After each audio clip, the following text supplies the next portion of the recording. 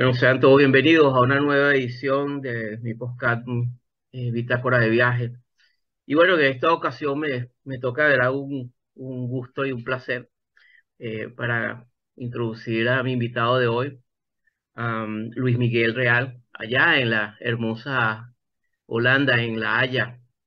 Eh, Debo decir de Luis Miguel, en mi opinión, tiene una cuenta en Twitter y me parece fantástico lo que está aportando. Su libro está saliendo recientemente, o sale el 1 de junio de 2023. No pienses en un oso verde, ¿no? Y es egresado de la Universidad de Valencia como psicólogo, con un máster en psicología clínica y máster en adicciones. Y bueno, toda una alta experiencia. Bienvenido y muchísimas gracias por aceptar la invitación y un honor y un gusto conocerte, hombre. Muchísimas gracias a ti, Félix, por la invitación. Muchas gracias por tus palabras sobre mí, pues, y un placer conectar contigo, ¿no? Al otro lado del mundo, al otro lado del planeta. Un grandísimo placer. Bueno, mira, ok, vamos, y yo voy a referir por qué sean estas conexiones, ¿no?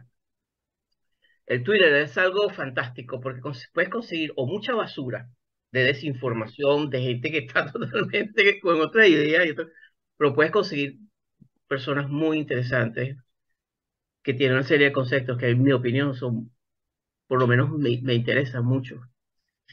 Y en una de esas tantas yo me consigo con uno de tus Twitter.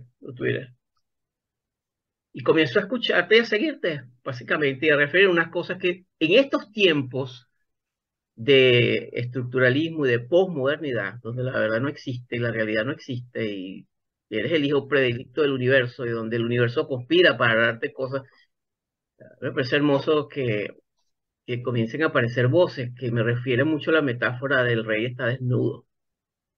Ajá. Y aquel Ujú. niño que empieza a decir, pero papá, el rey lo que está es desnudo, míralo. Y la gente empieza, oh, no, pero es que es la tela tan fina del rey que no está desnudo, padre. Y después se va el padre con el hijo con aquel escándalo que se fue porque la gente sale del trance hipnótico. Y a veces una voz, dos, tres, cuatro voces, hasta que comienza a ver una vocecilla que no es una vocecilla, sino comienza un murmullo y después un grito y después comienza la gente a darse cuenta que hemos estado profundo trance hipnótico. Pero hay que empezar por algo. Ujú. Dicho esto, eh, decir lo que uno piensa profesionalmente hablando y personalmente tiene un costo, muchas veces muy Ajá. alto, sobre todo cuando uno busca ser honesto, Mm. sobre todo cuando busca ser honesto, porque creo que hay algo en términos que ha ocurrido en un proceso sine qua non, sobre todo en los últimos 40 años, que es que hay en mi concepto, una serie de conceptos que nos está ubicando en un momento muy complicado a nivel cultural, psicológico. Ujú. En ese constructo, por lo menos yo quiero hacer una diferencia, en ese constructo que nosotros, o que muchos han llamado Occidente, Ujú. y obviamente el hombre occidental, que no es lo mismo al hombre en sociedades, en diferentes culturas, no es lo mismo, aunque nos hayan hecho creer que el mundo es global y que todo es parecido, no, en realidades diferentes y culturas diferentes. Yo me encuentro, por lo menos en el caso de la salud mental, ya yendo más al campo específico, a lo largo de, bueno, ya de 3 décadas de viaje transitando, siendo desde los 80 cuando irrumpe un movimiento, el famoso movimiento del New Age, Nueva Era, Ujú. pero que es un tiempo en el cual viene, por supuesto, como todo efecto psicológico, con un contexto histórico, social y político, que vamos a analizar acá. Pero hagamos un poquito de memoria. Corría el tiempo ya de la euforia, de la llamada caída del muro de Berlín y el mundo, los teóricos hablaban de la llegada de la democracia, el capitalismo para todo el planeta y el mundo era optimista y la visión era optimista y surge una filosofía que básicamente un libro que fue muy notable en ese tiempo, que es Poder sin Límite de Anthony Robbins, que yo creo que define Ajá. mucho uno de esos libros clave donde Poder sin Límites, ¿no? Mm. Eh, Ha pasado mucho tiempo después de eso. Poder sin Límites es un libro que, no sé, creo que salió en los 80, a finales de los 80. Sin embargo, ese sabor era el comienzo de un paradigma, una serie de paradigmas, no únicamente el libro de Anthony Robbins, sino todo lo que se genera. En la psicoterapia teníamos el boom de la programación neurolingüística, Ajá.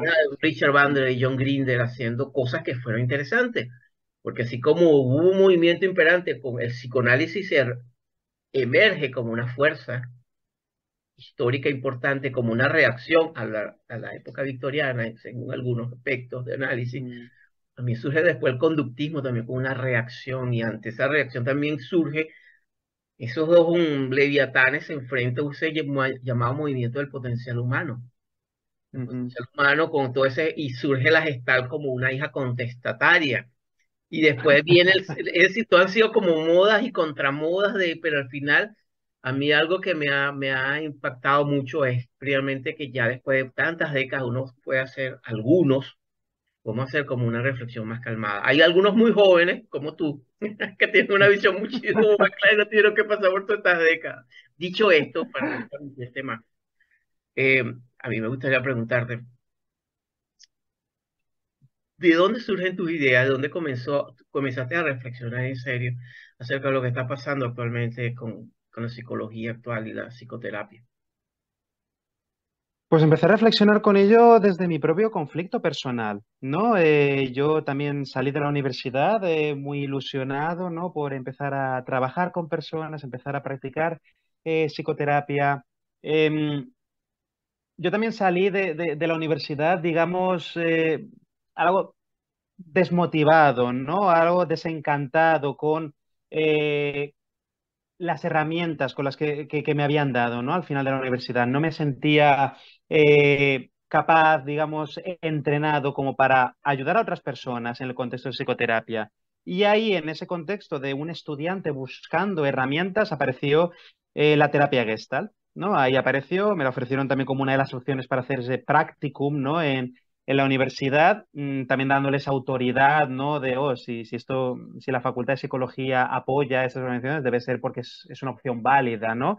Y durante unos años, pues eso, atravesé, ¿no? Superé esa formación en terapia Gestalt y no fue hasta mucho después, cuando empecé a trabajar por mi cuenta, con personas reales, ¿no? En casos de terapia, que empecé a darme cuenta de que esa visión de las cosas no estaba trayendo resultados. Claro, porque una cosa era la historia que me vendían, ¿no? Al hacer la formación Gestalt, ¿no? Que estamos haciendo experimentos, ¿no? Esos experimentos psicoterapéuticos con nosotros mismos, ¿no? Con nosotros mismos, con el resto de alumnos de la formación de Gestalt, en ese contexto de grupo, todos sentados, cruzados de piernas, en una sala, alguien levantando la mano para ser un voluntario, para abrirse emocionalmente en medio de la sala mientras otra persona practicaba sus dotes de terapeuta. En ese contexto cerrado parecía que estamos profundizando, parecía que nos estábamos acercando a lo que hay más dentro de las personas. Sin embargo, con el paso del tiempo, yo, sobre todo cuando empecé yo poner en práctica esas cosas con pacientes reales, en contexto de terapia, en mi propia consulta, me fui dando cuenta de que mis pacientes no avanzaban y también me di cuenta, y eso fue muy doloroso, de que yo tampoco había avanzado como esperaba que hubiera avanzado después de años de procesos personales en Gestalt, ¿no? Que al final había sido todo en gran parte pues una ilusión, un ir corriendo en círculos como un perro persiguiendo su propia cola, pensando que está llegando a algún sitio, pero en realidad no está llegando a ningún sitio, está esa ilusión de profundidad, ¿no? Esa ilusión de profundidad, sigue profundizando y al final llegarás a a ese punto en que algo se desbloqueará y entonces tu vida cambiará, ¿no? Que es un poco, es una de esas partes, ¿no? Es una de esas grandes ideas que nos venden, nos ha vendido Tony Robbins, nos ha vendido los grandes gurús, ¿no? Que hemos tenido desde los 80 hasta ahora, que hay un montón de replicantes y replicantes y replicantes del mismo modelo, las mismas ideas, ¿no? Porque es una promesa muy poderosa, es una promesa muy poderosa, ¿no? Nos prometen, como decía Tony Robbins, poder infinito, poder sin límites. Es que si conectas con aquello que hay dentro de ti, vas a convertir en una persona imparable, sin obstáculos y va solamente tu voluntad va a crear tu universo, va a crear tu realidad. Es curioso, ¿no? Cuando en grupos de Gestalt o psicoanálisis y tal se puede hablar mucho del narcisismo, ¿no? Y que muchas veces esta obsesión con buscar la profundidad denota puede notar ese narcisismo, ¿no? Esa cultura de promover esos rasgos narcisistas de yo, mi, y todo lo que está ocurriendo en el universo tiene que ver conmigo, todo tiene que ver conmigo y todo tengo que vocearlo. Y si algo me gusta, eso dice algo de mí, y si algo no me gusta, eso también dice algo de mí. Entonces, si otras personas hacen cosas que me hacen daño, me molestan, no son ellas, sino que soy yo, porque mis heridas del pasado X, entonces al final todo es culpa mía, tengo la responsabilidad, sobre todo porque yo tengo un poder sin límites, porque si todo es responsabilidad mía, entonces yo tengo el poder de cambiarlo todo, ¿no? Y después de varios años alimentando esa ilusión, me topé con la realidad de estar trabajando en sesiones con mis pacientes de psicoterapia y ver que no avanzaban, ver que en realidad estábamos yendo en círculos. La lógica desde la Gestalt o de otras muchas pseudoterapias es siéntate y vamos a ponernos a hablar y a ver qué ocurre. Que por supuesto hay una serie de habilidades del terapeuta que independientemente de que una persona practique Gestalt o psicoanálisis o lo que sea, esas habilidades terapéuticas ayudan al paciente. El hecho de crear un clima terapéutico, el hecho de crear un ambiente en que la persona se sienta cómoda para hablar de sus problemas, de las cosas le preocupan, eso es importante, eso es imprescindible en salud mental, en el trabajo de salud mental, en el trabajo de psicología clínica. Pero hay muchos casos en que eso no es suficiente. Necesitamos que haya objetivos, necesitamos ¿vale? Desligarnos de esa búsqueda de lo profundo. Es decir, vale, el problema, yo puedo buscar ilusiones, ¿no? Y fantasías de que todo lo que me está pasando ahora tiene que ver con algo que me pasó hace varios años. Y en algunos casos puede ser así, por supuesto, existen los problemas de estrés postraumático, por supuesto. Pero la gran mayoría de casos no es así. La gran mayoría de problemas psicológicos que trae la gente a terapia son problemas en cuanto a nuestra manera de interactuar en el presente con nuestro contexto, con la sociedad en la que vivimos, ¿no? Con los desafíos que tenemos en el día a día, en el trabajo, con nuestra pareja, con nuestra familia, pero son cosas que están ocurriendo en el presente, ¿no? Y también tenemos que poner ahí la mira, tenemos que poner ahí la diana a la hora de trabajar con esas personas para poder ayudarles, ¿no?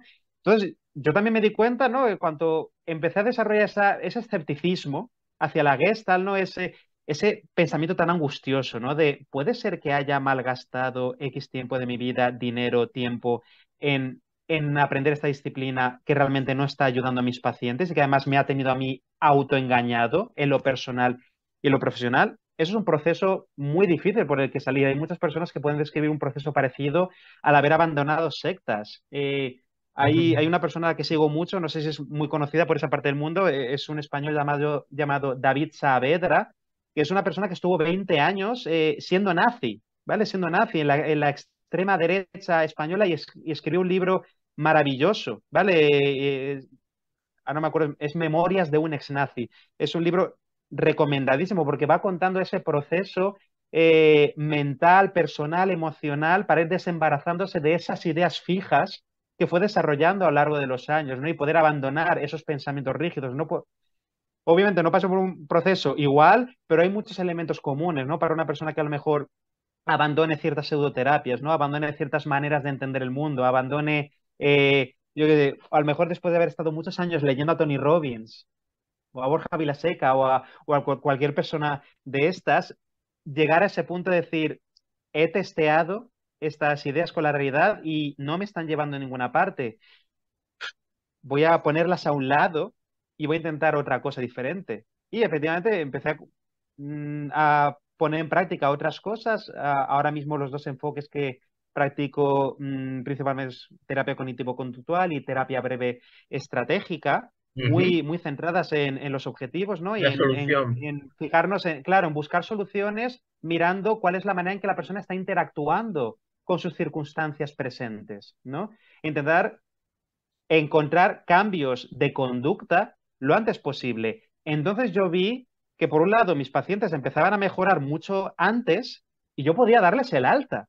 Podía decirles, ya no hace falta que vengas más. O si ocurre algo, pues ven dentro de un mes o dos como sesión de mantenimiento para ver, para asegurarnos de que todo está bien y ir haciendo algún ajuste, ¿no? Pero la parte central de la terapia, creo que estás bien, estás sabiendo interactuar con tus circunstancias. Que eso no significa ser siempre feliz, estar siempre contento, sino que la vida la vida hay desafíos, ¿no? Y el interactuar con otras personas no es fácil. Está viniendo ahora esa cita, ¿no? Creo que era de Sartre, ¿no? El infierno son los demás, en cuanto a que me parece una cita muy, muy valiosa, porque es verdad que una de las cosas más difíciles de la vida es el interactuar con los demás, el entendernos con los demás. Y por mucho que nos esforcemos, por mucha asertividad que practiquemos y por muchas buenas intenciones que tengamos, nos vamos a llevar mal con algunas personas o vamos a tener dificultades para tratar con esas personas, para coordinarnos con ellas. Y al final la vida, una vida, digamos, satisfactoria, feliz, si alguien quiere utilizar esa palabra, entiendo que es una vida en la que hay momentos en que no nos sentimos bien, en la que hay momentos en que no nos entendemos con algunas de las personas a nuestro alrededor, que hay momentos en que fallamos, en que nos caemos, ¿vale? Nos caemos, nos hacemos daño, en que a lo mejor hemos puesto mucha ilusión y esfuerzo en un determinado proyecto y a lo mejor no ha salido tan bien como nos gustaría. ¿Por qué? Porque no dependía de nosotros. No era cuestión de voluntad. No tenemos un poder sin límites, como decía Tony Robbins en su libro. Porque por mucho que nos cueste reconocerlo, dependemos de nuestras circunstancias, dependemos de las personas que hay a nuestro alrededor. Yo pongo muy a menudo este ejemplo a la gente de, mira, en el mundo de la música hay tantísimos artistas, hay muchísimos artistas, cantantes, músicos que son buenísimos, pero ¿cuántos de ellos se vuelven famosos? No es una cuestión de habilidad. Hay muchísimos artistas increíbles que deberían ser legendarios, deberían pasar a la historia y no son conocidos porque no han tenido la suerte de contar con un manager, de conocer, de conectar con la persona concreta, adecuada en el momento indicado, etcétera, etcétera. Y a lo mejor, y esto ya es opinión personal por supuesto, de cada persona, hay a lo mejor gente que es muy famosa, artistas muy famosos, que a lo mejor en nuestra opinión personal no tienen la habilidad que justifique o el talento que justifique que tengan la fama que tienen, ¿no? Porque a lo mejor tienen un cierto nivel de habilidad, de talento, pero sobre todo estuvieron en el lugar indicado, conectando con las personas adecuadas en el momento justo. Entonces, nos gusta pensar, es muy dulce hacernos creer que solamente por voluntad y por optimismo, etcétera, etcétera, vamos a conseguir todo lo que queramos, vamos a tener ese poder sin límites. Pero también, algo que creo que es muy importante en salud mental, es aprender a ajustar nuestras expectativas, aprender a ajustarlas a la realidad, ¿no? Por mucho que yo desee algo, el universo no va a conspirar por mí. Y yo puedo esforzarme mucho por ello, por conseguir algo, puedo trabajar mucho y puede ser que aún así no consiga el 100% de lo que me proponía y que eso no dice nada malo de mí. No dice nada de malo de mí, es mejor, es verdad, es mejor haberlo intentado que no haberlo intentado, ¿no? Podemos haber aprendido muchas cosas por el camino, pero creo que es también muy importante en salud mental ajustar nuestras expectativas y reconocer, vale, no siempre voy a poder con todo, porque el hecho de reconocer que no tenemos poder sin límites en ciertas situaciones nos abre el camino a irnos de esa situación, porque eso también es una conducta, eso también es una conducta valiosa de afrontamiento, el irnos de un sitio, irnos, digamos, evitar una situación que nos viene grande, para la cual no tenemos los recursos todavía, no tenemos los recursos o las habilidades o las conexiones para poder gestionarla. Y en muchas situaciones es que es una elección totalmente válida el decir, pues mira, creo que esto no es para mí, voy a dedicarme a otra cosa, ¿vale? Voy a poner mis energías en otro proyecto diferente. O voy a darle un tiempo a este proyecto para desarrollar las habilidades y recursos que creo que me faltan para ahora mismo afrontar ese problema. ¿Vale? La evitación también es una conducta, es una habilidad de afrontamiento completamente válida en según qué situaciones. Por supuesto, la evitación cuando se nos va de las manos es el germen de la ansiedad, de los problemas y trastornos de ansiedad, por supuesto, pero también es una opción válida en muchas situaciones. Disculpa, me he enrollado muchísimo, me he ido por las ramas, he hablado de muchas cosas diferentes. No sé si me he desviado mucho de la pregunta que me hiciste, Pero Félix. absoluto no, está muy bien porque eso me permite ir contigo una reflexión que tiene que ver mucho, no solamente el tema de la terapia gestal. Yo tuve la experiencia inicialmente cuando comencé eh, a caminar por estos caminos de la psicoterapia. La gestal fue creo que es de las primeras que uno llega, ¿no? Y en ese Ujú, momento yo recuerdo, estaba muy joven. Y yo recuerdo que me leí la biografía, estaba fascinado con la autobiografía de Perth, de mm, Frederick Perth, ¿no? Dentro y fuera del mm, tarro de la basura, fue la traducción al español de la editorial Cuatro Vientos de Chile, una editorial muy mm, interesante. Y bueno, yo estaba fascinado y claro, donde él hablaba incluso de sus relaciones sexuales con sus pacientes y donde en el potencial humano, eso era, por ejemplo, él tenía 60 y algo y las novias o las pacientes tenían 20 o 22 años y tenía sexo con ella y era visto como es que es un gurú, él está trascendiendo, es un hombre que rompe todos los...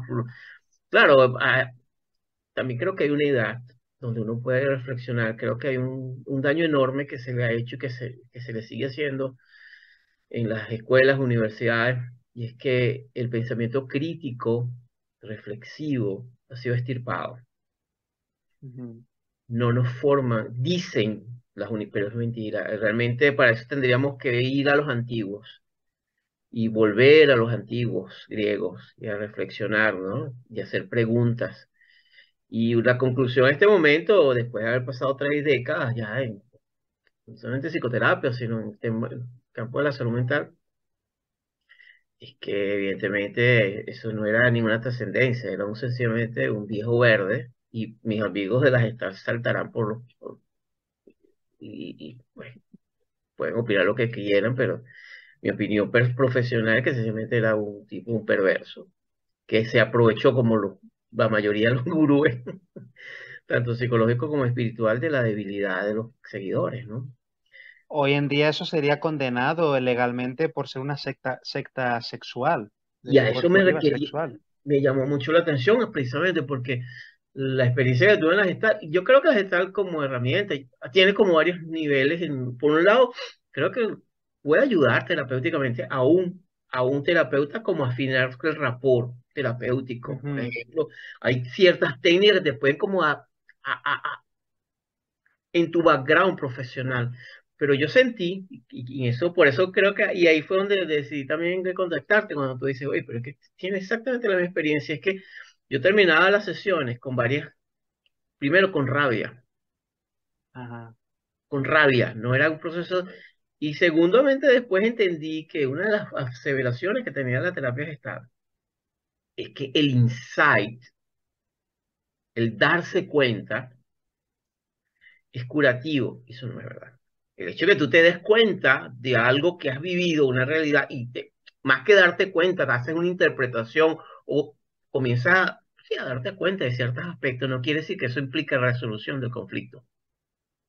Por el contrario, puede ser que aumente el conflicto. Pero creo que también hay un aspecto que me parece que puede ser destructivo y no solamente pasa pasa en los grupos, en los grupos psicoterapeutas, que también puede terminar convertido en una secta sin darnos cuenta. Hay elementos sectarios en este tipo de grupos, muchísimos, incluyendo, y ahí soy muy responsable, incluyendo la programación neurolingüística, donde, totalmente. y ahí soy muy responsable porque yo conozco mucho de la programación, yo de hecho me formé en España en programación neurolingüística. Ujú, Es una herramienta que creo que es muy interesante si en manos de un clínico. mm, En manos de un clínico que sabe diseccionar que sí y que no, como que sabe que el trigo o sea, en manos de sí. puede hacer cosas muy interesantes con programación neurolingüística. Ahora bien, eso se lo decía alguien. El tema que me pulsa también es que esas mismas herramientas, Luis Miguel, que ayudan, que la intención es ayudar, también son utilizadas en las sectas Hay muchísima manipulación en esos para grupos y manipular. me alegro mucho cuando has nombrado hace un minuto, ¿no? sobre mm, un poco el foco, ¿no? Vale, cuando hablabas del darse cuenta, ¿no? Lo importante que es, vale, no, es que darse cuenta siempre es curativo. Y dijiste, no, no siempre lo es porque podemos crear conflictos donde no los había. Eso es algo que ocurre mucho, ¿no? Muy a menudo, sobre todo en Gesta, pero en muchas terapias, cuando por los prejuicios del terapeuta, Mm, eh, pues empiezan a buscar cosas que no tienen por qué estar ahí y pueden, como tú decías, provocar más problemas de los que había, ¿no? Me están viniendo a la cabeza ejemplos de personas que me han contactado anónimamente para contarme sus experiencias, darme sus testimonios sobre pues, lo que han pasado en Gestalt. Por ejemplo, personas que han sufrido abusos, mm, ¿vale? Sexuales en su infancia y que son temas que tienen, pues, más o menos superados, viven su vida, etcétera, pero que en el momento que participaron en uno de estos grupos de Gestalt y terminaron nombrando el tema, se les forzó, se les presionó a que siguiesen profundizando y profundizando. Claro, me estoy acordando de una persona que me contaba por email, claro, yo cuando hablaba del tema y me obligaba, me presionaban, me decían, es que tienes que hablar del tema porque estás mm. bloqueando algo. Entonces yo me ponía a llorar, porque no es un tema agradable hablar de los abusos sexuales que sufrí de niño hace 20 o 30 años. No es Claro. un tema agradable. Por supuesto que estoy llorando. Y cada vez que le tocaba trabajar algún tema personal en el contexto de grupo, todos iban a, pero háblame de eso, háblame de eso, háblame de eso. Y le presionaban que tenía que hablar de ello. Y él llorando, llorando. Entonces, la persona se estaba retraumatizando. La persona estaba retraumatizándose porque estaban obligándole a, suelo decir, remover la mierda de un tema que la persona realmente ya tenía superado y no tenía ninguna necesidad de seguir explorando. Es que eso me recuerda mucho entonces, en esta herramienta que es en siglas en español, el MDR. eh, Sí. Mm. Muy interesante el modelo, pero muy interesante en términos de reprocesamiento de memoria. Ellos utilizan el término que también existe, el de abreación, que es Ajá. precisamente cuando abres una herida y la reabres y sale Ujú. material, ¿no? Y muchas veces en eso ocurre, ¿no? Cuando tú tienes una persona que estás retraumatizándolo a través del lenguaje y luego le viene la estocada. ¿Y qué está pasando contigo? No sé si te pasó esta frase muy gestáltica. ¿Y qué está pasando contigo? Y tú ves el hombre o la mujer desgarrada, pero ¿cómo que qué está pasando? O sea, le estás retraumatizando, ¿no? Y puede ser muy peligroso porque al final hay otro aspecto que yo encontré en la Gestalt también. No sé cuál es tu experiencia ya clínica, que comienza a haber también un proceso en que la persona comienza a desensibilizarse de las relaciones, de los afectos con los demás.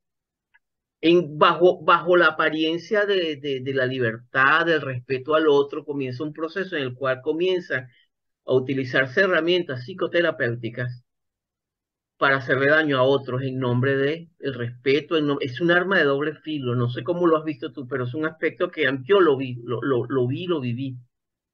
Totalmente. Sí, esto me recuerda es uno de estos conceptos, ¿no? Que se usan muy a menudo en esos círculos, esa honestidad radical. ¿No? De yo lo que sea que sienta o cualquiera que sea mi impresión sobre ti, te la voy a decir y es mi obligación porque soy una persona auténtica y te lo tengo que decir.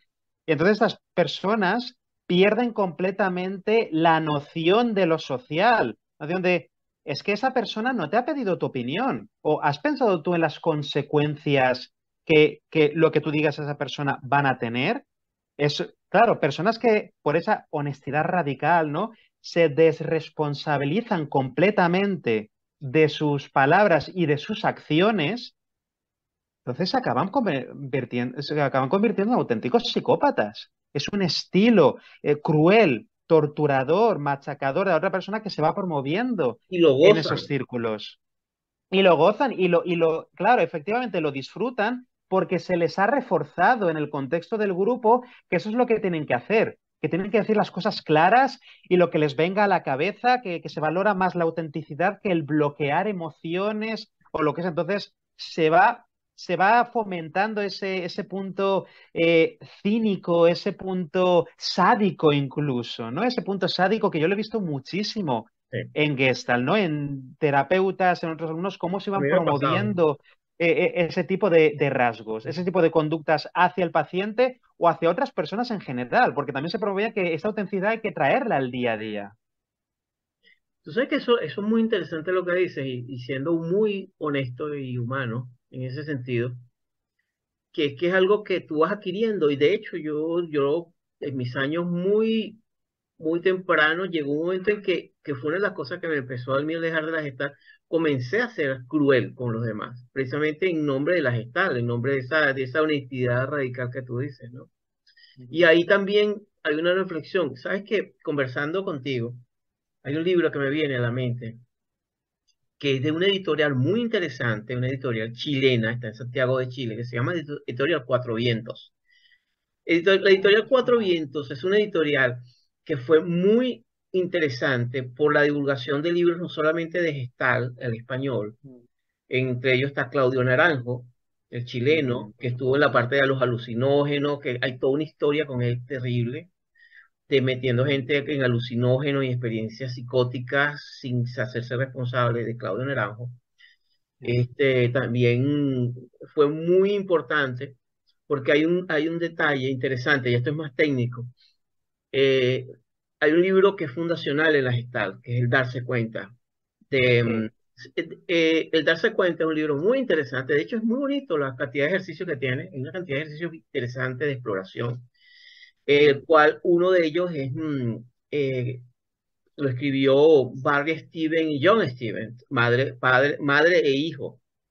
John Mm. Steven, yo tuve la posibilidad de conocerlo en México y formarme con él en México. Cuando él cambió su Wow. nombre, él se cambió el nombre cuando empezó a hacer programación neurolingüística con Richard Bandler y John Grinder, se enamoró de una alumna y de ahí se cambió el nombre por Steve Andreas.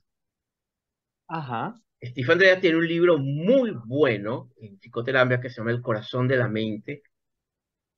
Sí. Es un libro muy bueno, interesantísimo. Y conversando con él, precisamente años después, eso fue en Guadalajara, México, eh, yo le pregunté, precisamente, le toqué el tema, ¿no? Le dije, mira, y todos esos tiempos de la gestal, y entonces él me dice, mira, cuando uno es joven, comete muchos errores. Yo lo que puedo decirte es que si yo pudiera volver a tener edad, sería más cuidadoso. Fue lo que él me dijo, ¿no? Qué interesante, ¿no? Porque estaba metido en el potencial hippie, el potencial todo esto. Y hay un libro, fíjate que no hago divagaciones, aunque hago algunos roundabouts, es porque surge un libro que fue muy polémico, que se llamó Juicio a la psicoterapia de Jeffrey Mason. Es un libro Ujú. donde él se dedicó a hacerle un juicio a cada modalidad psicoterapéutica, que arrancaba del Wow. psicoanálisis, la gestal, hasta, bueno, alguien que ha sido un personaje casi que, del cual yo tengo mucha influencia, debo decirte, que es Milton Mm. Erickson. Oh, sí, sí, sí, sí. Yo estaba con muchos alumnos de Erickson. Este, pero yo creo que cuando uno llega a una etapa madura, que no tiene que ver con la edad, tiene que ver con hay personas que nacen con una actitud, afortunadamente, bienaventurados en eso, como es tu caso, de reflexión y de que me parece que es sano, eh, uno llega a unas conclusiones muy parecidas a las que llega Jeffrey Mason en su libro, que pues, empezaron a perseguirlo, por cierto, ¿no? Sobre todo Ajá. porque le hace una reflexión también sobre Jung, ese otra vaca sagrada que no se toca, ¿no? No se puede hablar mal de Jung ni...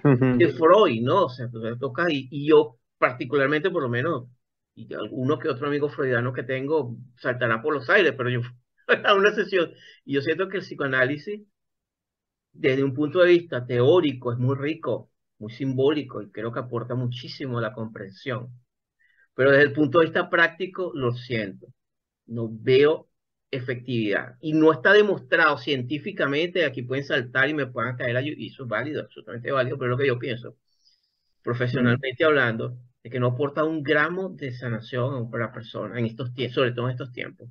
Creo que es un tiempo donde aparte tú tienes un analista que tiene el poder de la interpretación sobre lo que está ocurriendo y donde si una persona dice que no estoy sintiendo mejoría, yo digo, bueno, es que estás resistido, tú tienes resistencia, o sea, no Ujú. pierdes en nada, o sea, no pierdes ahí.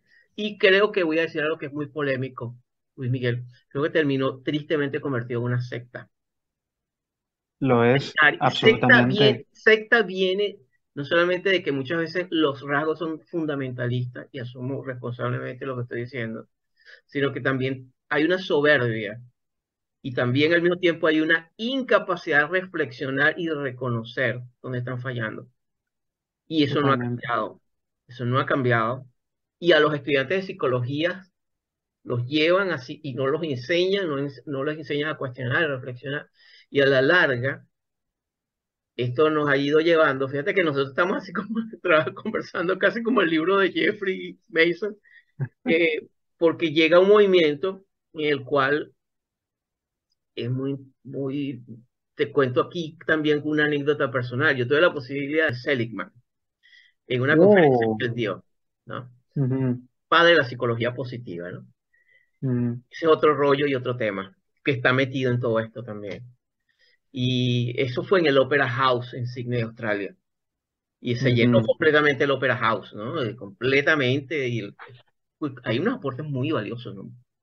Debo decir.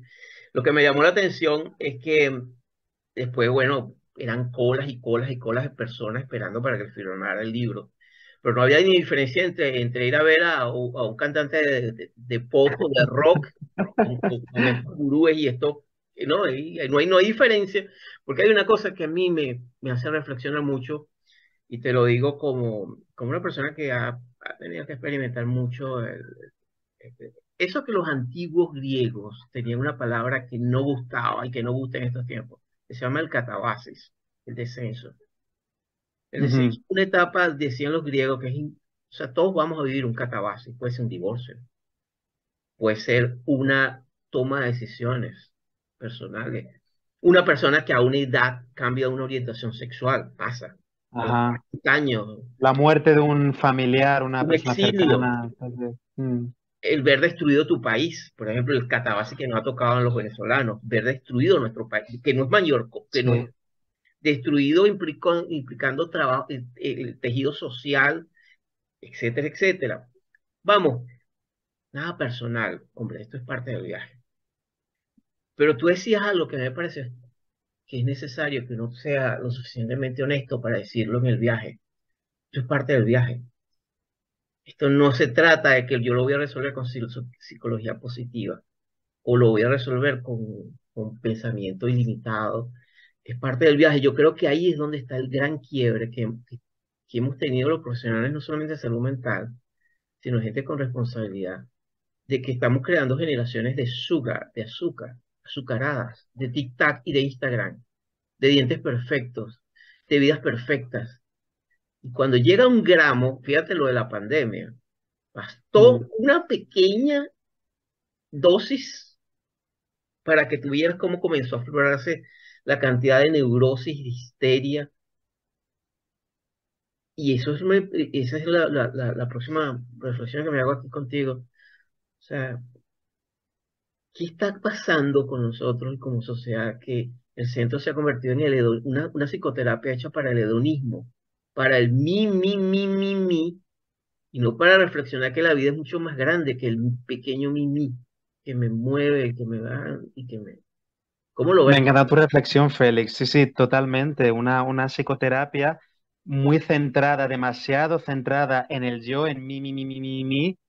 Martin Seligman y la psicología positiva aportaron cosas, ¿vale? A lo global, aportaron ideas muy interesantes, aportaron en cuanto a popularizar, ¿no? El hecho de ir a psicoterapia, ¿no? Darle una cara más amable, por supuesto, y luego, pues, también se cayeron en muchas exageraciones, ¿no? A nivel científico, pues, no todas las cosas que se clamaban desde la psicología positiva se demostró que funcionasen como tal. No, pues había mucho como decías, demasiado énfasis en el yo y yo cómo percibo el mundo en vez de cómo interactúo con el mundo. Y podemos, y como decíamos antes, ¿no? Son ideas que son muy dulces, ¿vale? Mm. Nos atraen mucho porque nos prometen soluciones aparentemente muy simples para problemas muy complejos, porque los problemas de la vida son complejos, hay muchísimas aristas diferentes. en el momento que una psicoterapia está totalmente centrada en el yo cómo pienso las cosas, yo cómo veo las cosas, yo que si le doy una interpretación más optimista o menos optimista a las cosas y las cosas que yo deseo y al final la persona se olvida de los demás. Nos Sí. olvidamos de de ese sentimiento de comunidad, que es algo que sí que se está perdiendo mucho en eso que llamamos el mundo occidental, ¿no? Ese pasar tiempo con los demás, pasar tiempo ayudando a los demás, sirviendo a los demás. Estamos en una sociedad cada vez más individualista, más psicótica, más, llámala neurótica, narcisista, como quieras llamarla, pero una sociedad mucho más centrada en yo y mi satisfacción inmediata y no en cuál es mi lugar en el mundo con respecto a los demás.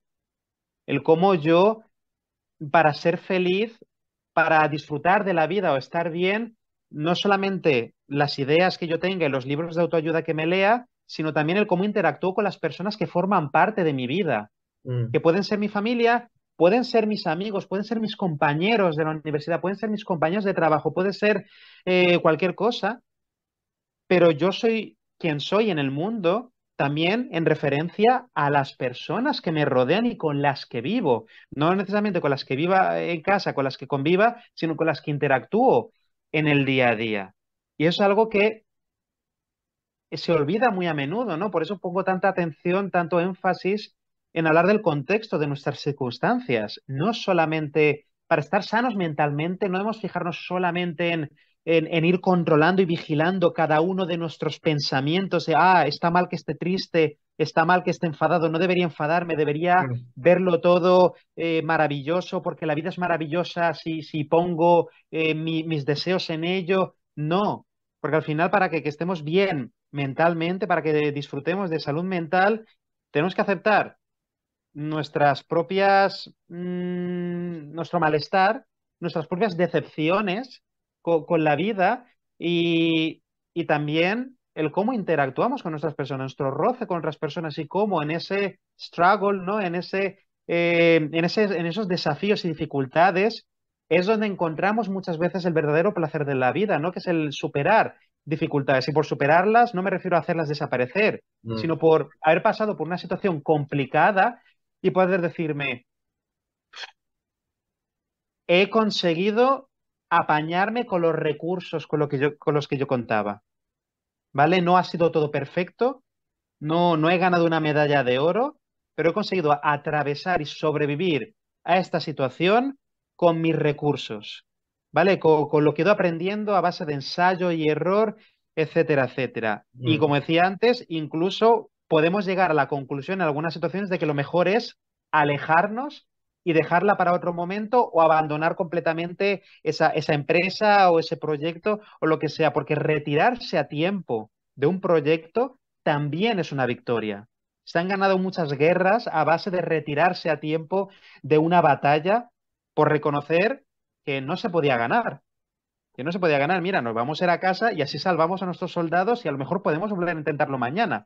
Otra cosa, pero no vamos a ir con todo porque hemos hecho ese reality check y no, no lo vemos realista, lo de ganar. Entonces, no hay nada vergonzoso en retirarse, no hay nada vergonzoso en bajar, ajustar nuestras claro. expectativas.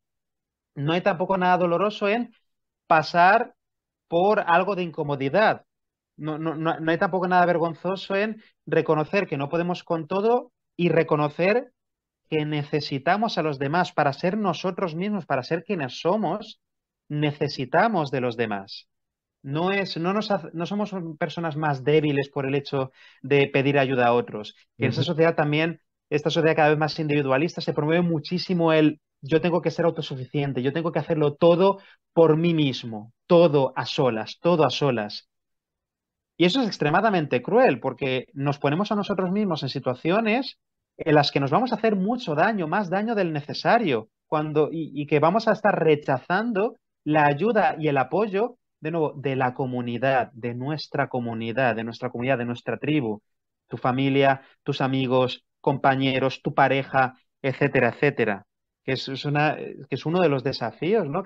Con los que se está encontrando la gente cada vez más a lo largo de los últimos años en cuanto a salud mental, que cada vez vamos perdiendo más esa sensación de comunidad o esa costumbre de contar con los demás a nuestro alrededor, porque queremos hacerlo todo a solas. Y el entretenimiento también a solas. Cuando estamos con el móvil, en TikTok o lo que sea, es yo con la pantalla y desconectado del mundo y de la realidad, ¿no? Y cada vez más desconectado de las personas que tengo al lado mío, de las personas que tengo al lado mío. Que claro, muchas veces esos comportamientos, ¿no? De a lo mejor problemáticos alrededor de Internet, de las redes sociales o de los videojuegos incluso, son una respuesta ante pues desafíos a nivel social que la persona no está sabiendo cómo trabajar, porque no cuenta a lo mejor con estrategias, ¿no? Cada vez nos refugiamos más en las redes sociales, en el móvil, porque no sabemos qué hacer con nuestra ansiedad social, no sabemos qué hacer con nuestra sensación de ridículo, nuestro miedo a ser rechazados, nuestro miedo a no ser aceptados por otras personas. Ujú. Y como eso nos parece cada vez más terrorífico, nos vamos refugiando cada vez más en ese mundo imaginario, ¿no? De las redes sociales, de Internet, ese individualismo máximo, ese conectarnos a una pantalla y desconectarnos completamente del mundo real que hay a nuestro alrededor, de la comunidad, etcétera, etcétera. Que eso es uno de los muchos factores que están promoviendo esta crisis de salud mental, que como bien decías antes, no es un problema que naciese, que se iniciase con el boom de la New Age No, en los 80, sino que es inmediatamente. algo que ya llevaba muchos años cocinándose, lleva muchos años cocinándose. Y ahora nos hemos encontrado con todo, hemos aceptado que, oh, vale, esto ha crecido mucho, se ha desarrollado bastante. Sé que no es casual que todo lo que tú dices, que hay un enemigo, hay un asesino en serie silencioso, muy poderoso, que ni siquiera se nombra y no se toca, sobre todo en eso, fíjate mis palabras, en eso que llaman los países del primer mundo. Y te digo eso porque yo no creo que existan países actualmente del primer mundo. Ajá, Y fue parte de un trabajo de investigación que dice que es el aislamiento social. La gente se está efectivamente, aislando socialmente. Implica definición muy básica de aislamiento, es personas que cada vez tienen menos relaciones con otros o no tienen relaciones con otros. Y cuando tú tienes una sociedad basada como núcleo en el aislamiento social, ¿qué es lo que tienes? Depresión, ansiedad, depresión, adicciones, sectas, culto. O sea, tienes el caldo completo para un proceso que es muy doloroso y que se está viendo en muchas partes y que mucha gente no lo puede entender, que se llama segmentación. ajá, Cuando empezamos a dividir feministas contra hombres, gays contra heterosexuales, comunidad de un LGTB contra patriarcado, es decir, comienzo a dividir, vegetarianos contra carnívoros, y comienzo a ujú, dividir a la gente en segmentos y cada vez más pedazos enemistados los unos con los otros, o comunistas contra liberales, etcétera, bla, bla, bla, bla, bla, y no permite que la sociedad se articule como comunidad frente a graves y reales peligros que tenemos como sociedad, más allá de las ideologías, más allá de las orientaciones. O sea, las cosas van más allá de eso, no es eso. ujú. Y hago esa reflexión porque a mí me queda una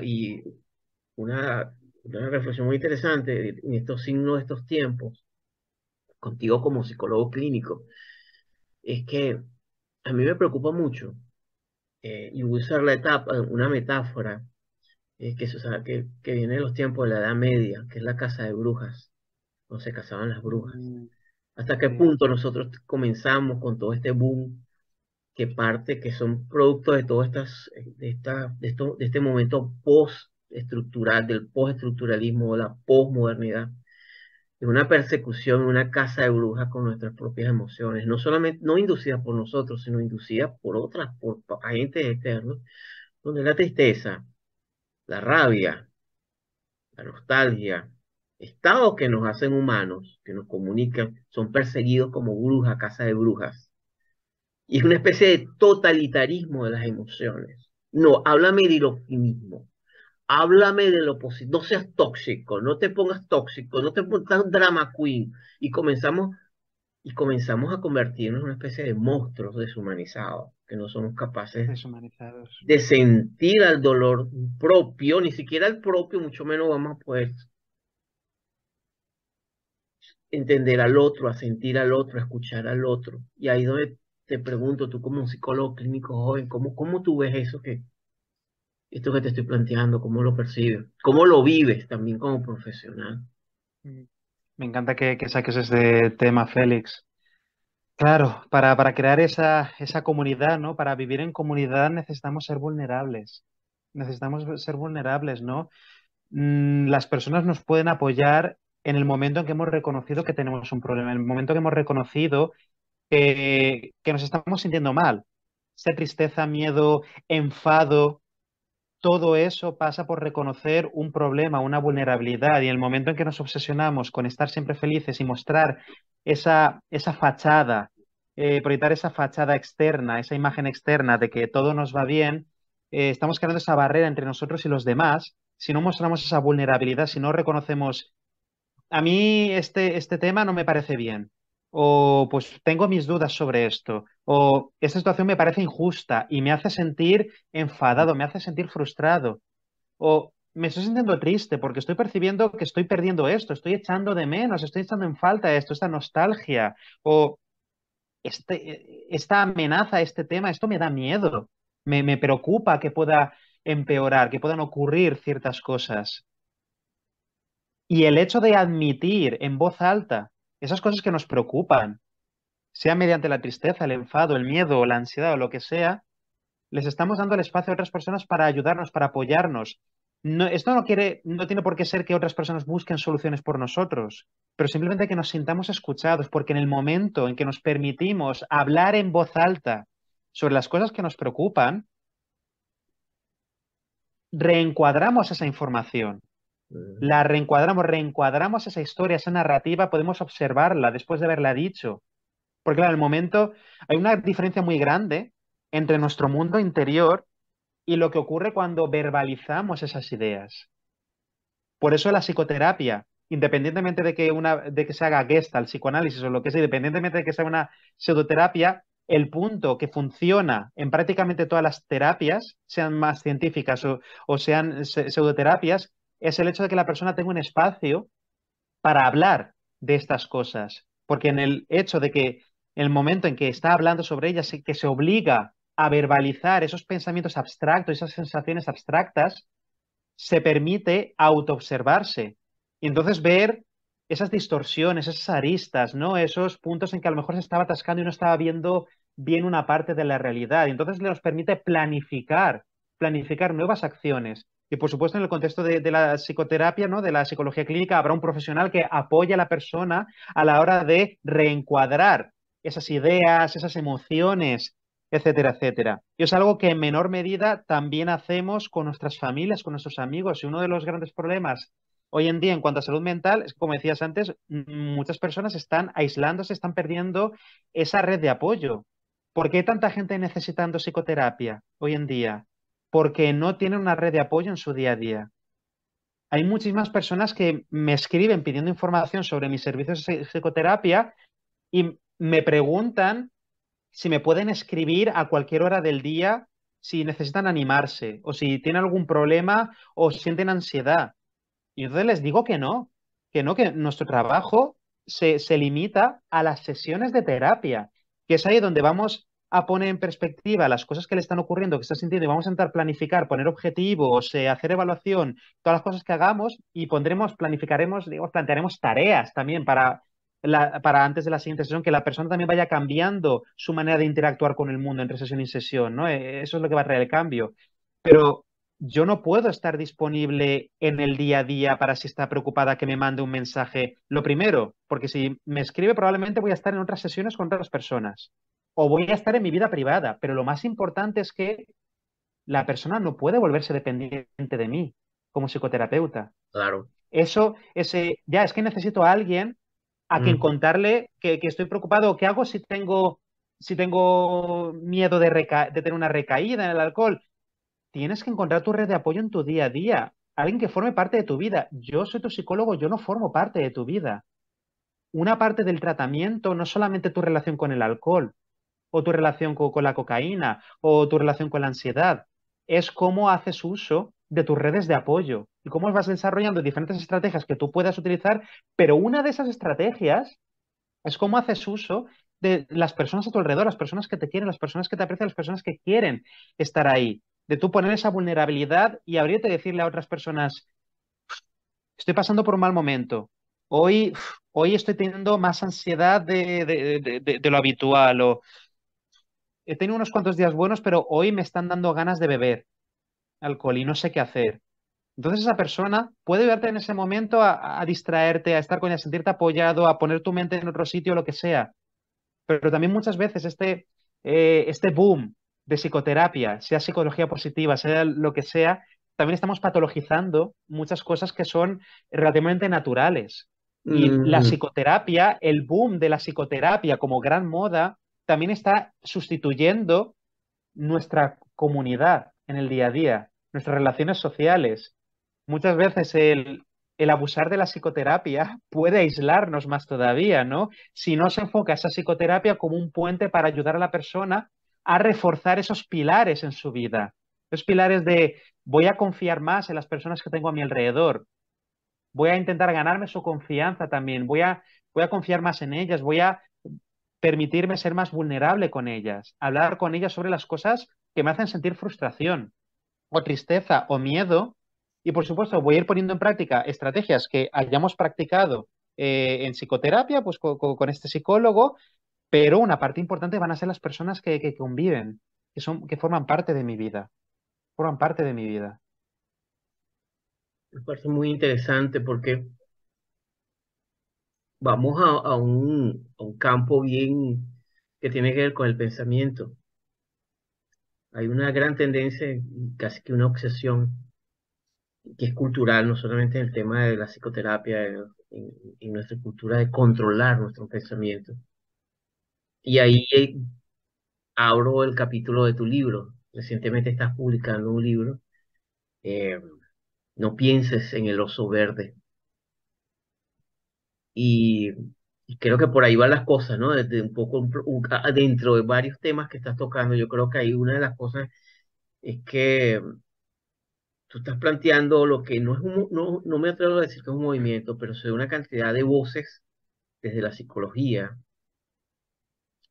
que están diciendo párense, que las cosas no es como nos las están diciendo. Un poco por esa obsesión de la autoayuda positiva, fundamentalista. Hay un fundamentalismo. Hay una cosa que es interesante y que puede ser muy revelador y es que el optimismo también puede, así como el pesimismo, pueden ser fundamentalistas. Efectivamente, Puede haber un efectivamente. fundamentalismo de lo positivo y un fundamentalismo de lo negativo, ¿no?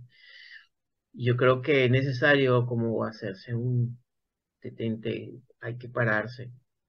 Y ahí quería preguntarte en medio de eso, eh, me siento curioso. Tu libro surge precisamente de eso, de reflexionar un poco sobre eso. ¿Qué te motivó a escribir este libro que va a salir muy pronto ya?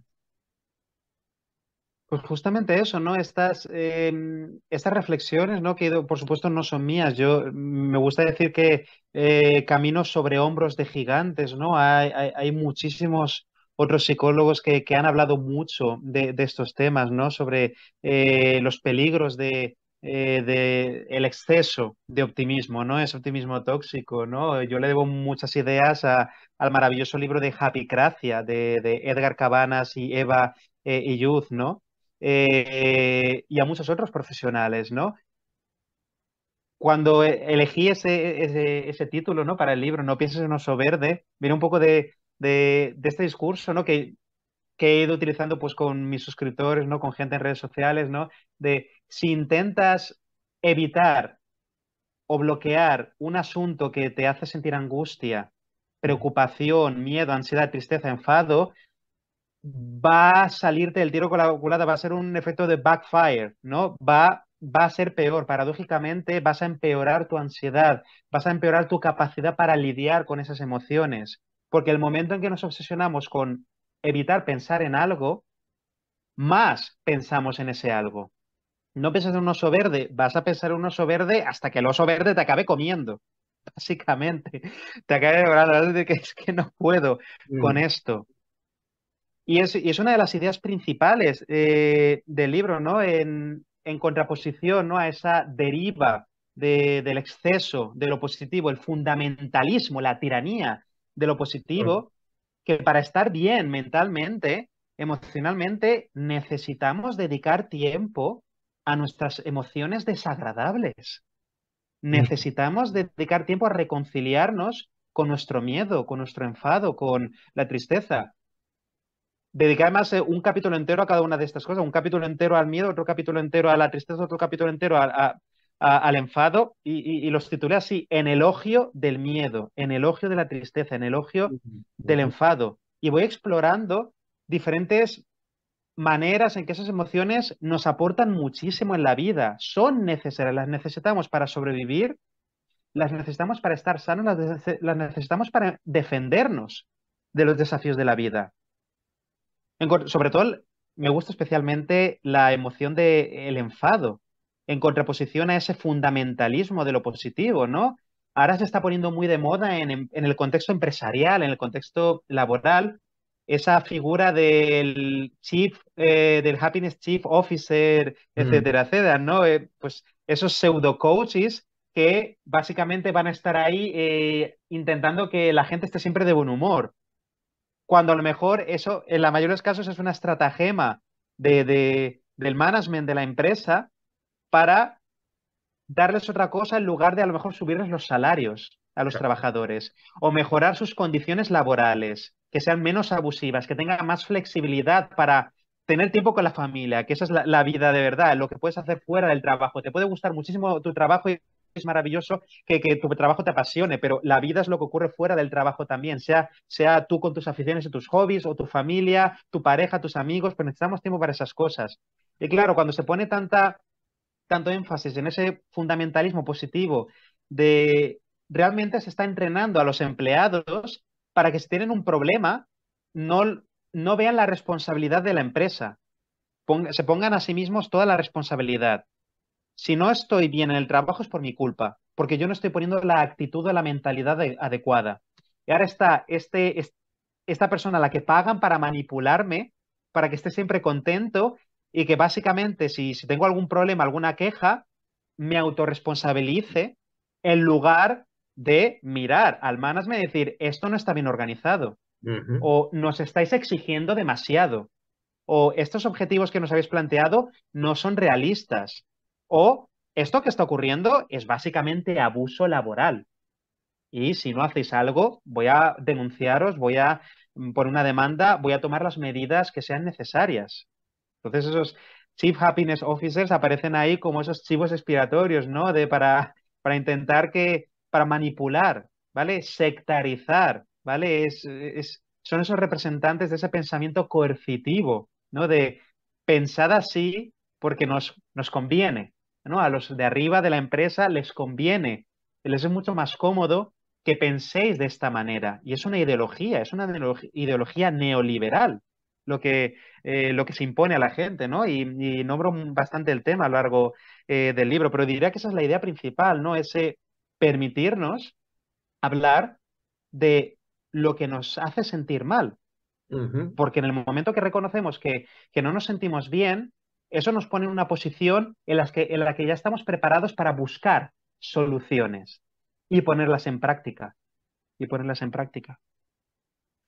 Eso, eso también es interesante porque, sabes que escuchándote, yo recuerdo hay un autor, hay un poeta fantástico, fantástico, se llama David White, es un poeta inglés que Ajá. vive en Estados Unidos, fantástico.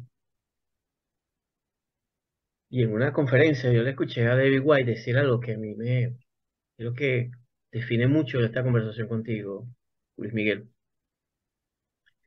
Él dice, él es biólogo y de la biología marina pasó a la poesía. Ujú, Y él dice que en una ocasión él estuvo viviendo en las Islas Galápagos por 2 años. y en Ecuador. Y ahí se dio cuenta que su vida tenía que cambiar, que ya no, él no quería seguir siendo biólogo marino. Ajá. Y dice, una de las cosas que descubrí en Galápagos fue un proceso que no es únicamente una reflexión que obviamente es biológica, sino una reflexión que caló mucho en mí, porque tuve la posibilidad de ver todo ese proceso en el mundo marino, de lo que es el nacimiento, pero obviamente reproducción, nacimiento, el crecimiento, el decaimiento, la muerte y la desintegración, como ciclos de vida de todas las especies y del planeta mismo.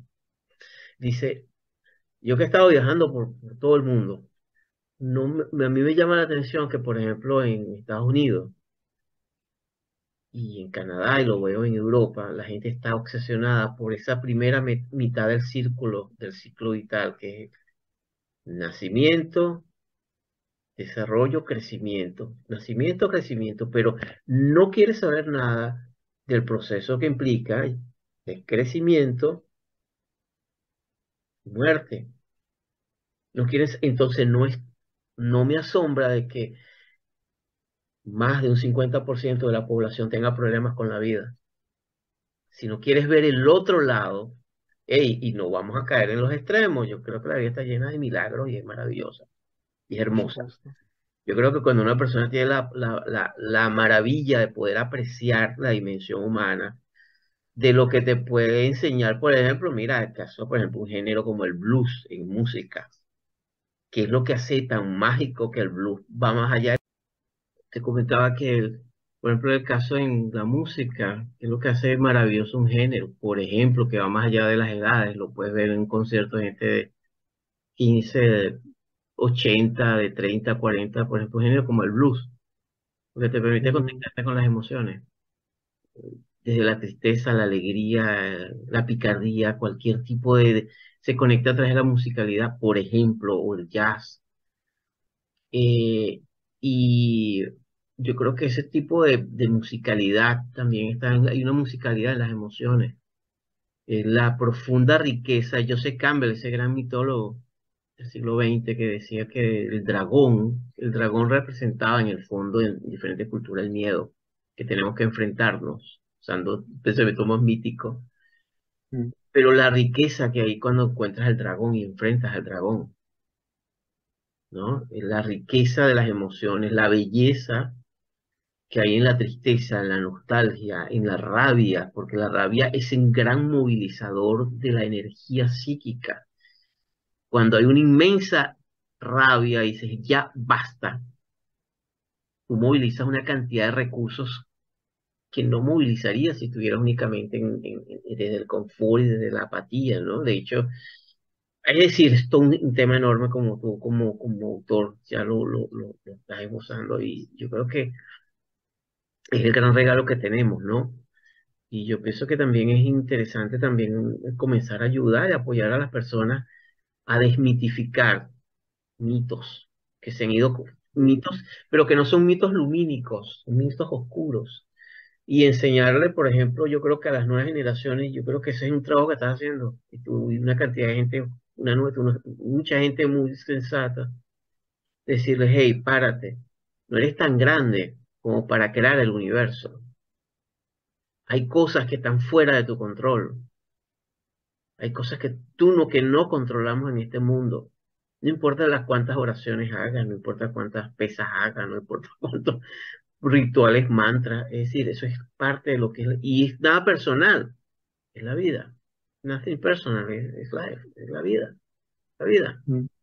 Yo creo que eso puede ayudar mucho eh, a comenzar a reencontrarnos un poco con nuestra propia humanidad en estos tiempos titánicos del siglo XXI, de transhumanismo, robot, genética, y donde el ser humano parece un exiliado del self, de sí mismo.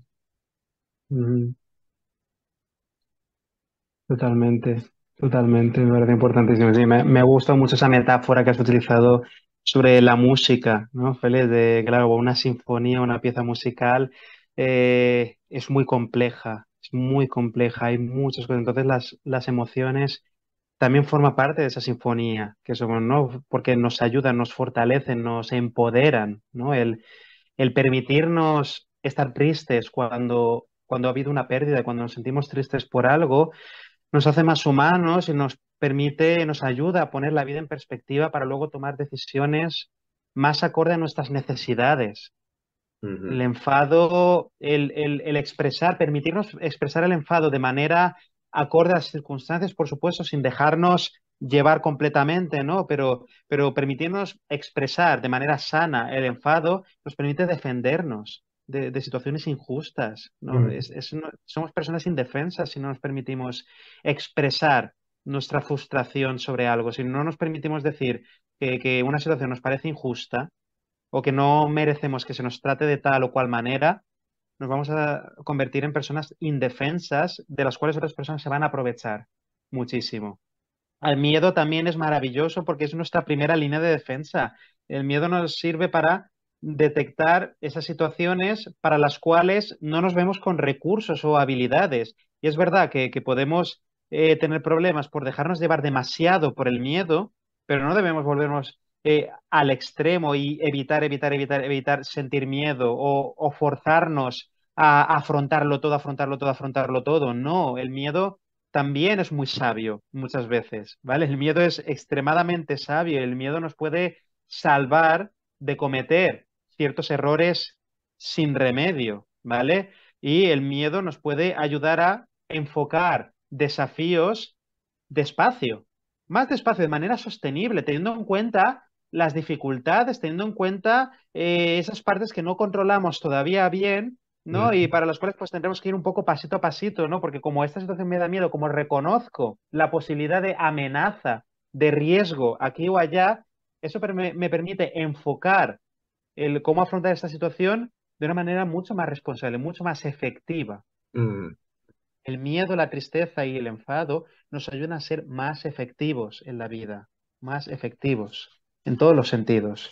Por supuesto, encontrando el equilibrio, ¿no? Por supuesto que el miedo está en el origen de los problemas de ansiedad. El enfado está en el origen de problemas de maltrato, ¿no? En el contexto de la pareja. La tristeza está en el centro, es la semilla de los problemas de depresión, pero es encontrar el equilibrio, es encontrar el equilibrio, es encontrar la manera de permitirnos sentir estas cosas y que nos ayuden, que nos apoyen a la hora de navegar por el mundo, de navegar por la vida. pura vida. Sí, es un... Y voy a parafrasear a Milton Erickson. Erickson Ujú. pudiera decir de eso, y qué hermoso es saber eso. No es hermoso saber eso. Eso que podemos ser, darnos la posibilidad y que la vida se nos enriquece.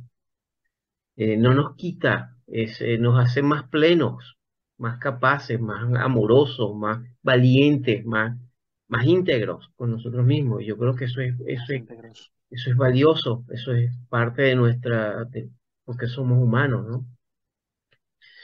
Luis Miguel, muchísimas gracias. Ha sido un gusto conversar contigo. El gusto es mutuo. Muchas gracias a ti, Félix, por invitarme a tu espacio. Mil gracias. No, ha sido un gusto y bueno, yo te deseo que el libro, pues, disfrutes ese proceso, no solamente primero sé que lo disfrutaste, pero ese proceso ya como autor de ver cómo ya va saliendo, cómo la gente va comentándolo y yo estoy pendiente, te he dicho, te haré unos comentarios muy pronto acerca de tu libro. Este, y me parece fabuloso, quiero decirte como lector tuyo, que no pares, sigue. Es valioso lo que estás diciendo. Y fíjate qué interesante, porque tú dices cosas y fíjate, le ha llegado una persona que está al otro lado del mundo, en Australia. Fíjate el poder que tenemos de hacer cosas y de llegarle a la gente, y uno no sabe que está, y fíjate cómo va llegando. Y así como llegué ahora a otro en Nueva Zelanda y ahora otro allá y otro, y más allá de lo geográfico, es un trabajo que estás haciendo y que es valioso, hay resonancia, porque la voz que tú estás haciendo junto con el de otro, son voces que tienen mucha coherencia y tienen mucha integridad. Y nosotros necesitamos eso en este mundo. Gente que diga, hey, el rey está desnudo. Eso no es ningún traje elegante. Ese rey está completamente desnudo y estafado. Ahí está chiflado además.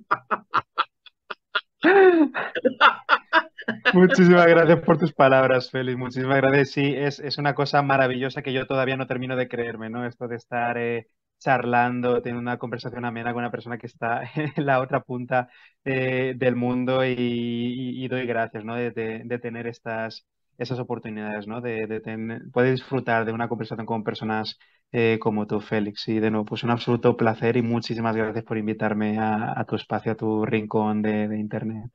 Bueno, un honor y bueno, estamos en conexión, Luis Miguel. Muchísimas gracias. Gracias. Cuídate mucho. Un abrazo. Y igual tú.